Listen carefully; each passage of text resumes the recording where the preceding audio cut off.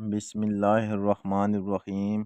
بیٹا phone کر دو داماد میاں کو کہ جب تمہیں وہ لینے آئیں گے تو افطاری یہیں پہ کر لیں۔ جی امی کہہ دوں گی، بیٹی نے تابیداری سے جواب دیا۔ سنیے، وہ امی کہہ رہی ہیں کہ آپ کی ہمارے ہاں دعوت ہے، افطاری یہیں پہ کیجیے گا۔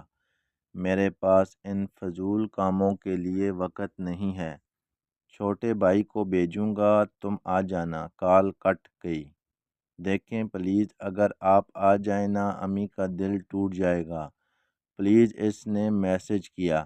میں نہیں آ سکتا، دماغ نہ کھاؤ۔ جواب موصول ہوا۔ اس نے کرب سے آنکھیں موند لی۔ دوسرا دن، وہ صبح سے کال کر رہی تھی مگر آگے سے کال کاٹ دی جاتی تھی۔ بالآخر کال اٹینڈ کر لی گئی۔ بولو، اکڑ لہجے میں پوچھا گیا۔ وہ کیسے ہیں آپ؟ اس نے زبردستی لہجے کو حشاش بنایا۔ میں ٹھیک ہوں۔ کام کی بات کرو۔ وہ میں کہہ رہی تھی کہ آج آپ آئیں گے نا لینے، کتنی باہر کہا ہے کہ نہیں آؤں گا۔ دیکھیں آپ زیادتی کر رہے ہیں۔ اچھا میں زیادتی کر رہا ہوں؟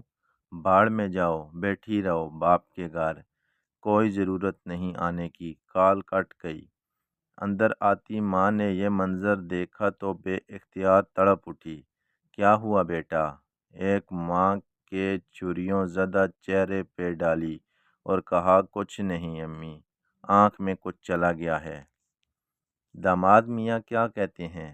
امی، انہیں ضروری کام سے دوسرے شہر جانا ہے، وہ نہیں آ پائیں گے۔ کوئی بات نہیں، میں ان کی افطاری گھر لے جاؤں گی۔ یہ کہتے ہوئے وہ آنسو چھپانے کی خاطر اٹھ کھڑی ہوئی۔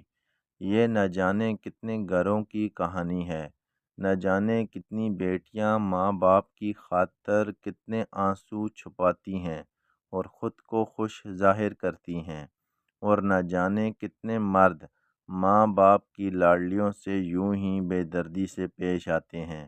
ہمارے معاشرے میں بہت زیادہ یہ کام ہو رہا ہے کہ ذرا سی غلطی پر بیوی کو مارتے پیٹتے ہیں، اپنی جہالت کا ثبوت دیتے ہیں۔